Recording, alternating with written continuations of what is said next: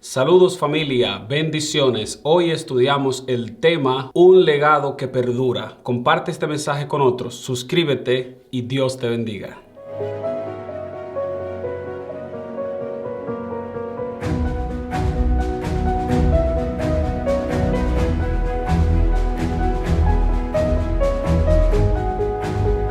El verso para hoy lo encontramos en 1 de Pedro capítulo 1, versos 6 y 7, y la palabra de Dios dice de la siguiente manera: en lo cual vosotros os alegráis, aunque ahora por un poco de tiempo, si es necesario, tengáis que ser afligidos en diversas pruebas, para que sometida a prueba vuestra fe, mucho más preciosa que el oro, el cual, aunque perecedero se prueba con fuego, sea hallada en alabanza, gloria y honra, cuando sea manifiesto Jesucristo. Una vez más, regresamos a la carta de Pedro, donde volvemos a leer este verso para recordarnos un elemento y un detalle muy importante. Tal vez alguien se pregunta, dado que vivimos en una sociedad hoy que todo lo cuestiona, ¿por qué Pedro le está enviando este mensaje de motivación a estos cristianos? En primer lugar, estos cristianos estaban bajo prueba. Los versos anteriores, el verso 1, 2 y 3, nos muestran que estos hermanos estaban en la dispersión, o en otras palabras, estaban alejados de su tierra, de sus países, porque eran perseguidos en esos lugares. Al principio, en los primeros siglos, el cristianismo era visto como algo extraño y las personas, los primeros cristianos, eran perseguidos en ciertos lugares o de un lugar a otro, porque la gente no aceptaba y no creía en los principios o en la predicación cristiana, en las creencias de la fe cristiana de aquel entonces.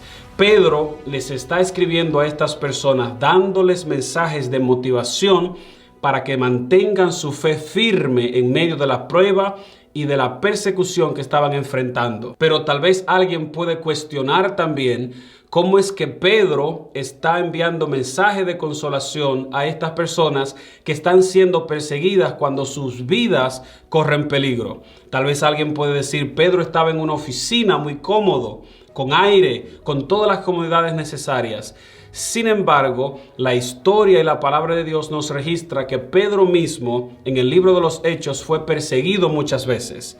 Pedro mismo fue azotado, Pedro mismo fue encarcelado, Pedro mismo fue maltratado. En otras palabras, Pedro tenía la experiencia para poder aconsejar a otros hermanos, para poder motivar a otros a que se mantengan firmes en las pisadas de Jesús. Pedro hoy, por eso, en su legado, en su palabra, en sus escritos, en su libro, hoy quieren motivarte a que las pruebas que tú estás enfrentando hoy, Él las sufrió. Las pruebas que tú estás viviendo hoy, Él las sufrió. Un ser humano común y corriente como tú y como yo, que decidió poner a Jesús en primer lugar en su vida. La palabra de Dios también dice, Pedro termina en el verso 7 diciendo que el oro, aunque es perecedero, cuando se pone a prueba, el oro puro queda, el oro puro sale.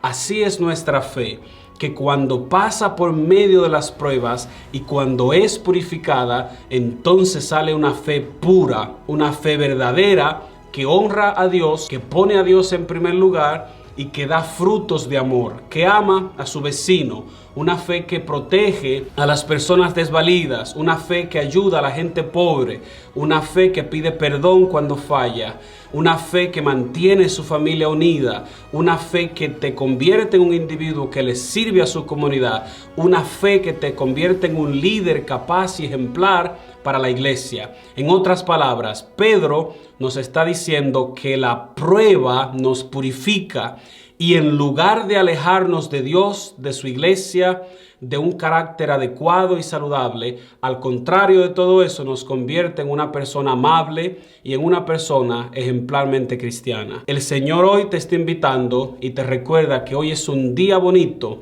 para permanecer de pie y permanecer firmes en medio de la prueba, porque tú no estás solo. Dios te bendiga.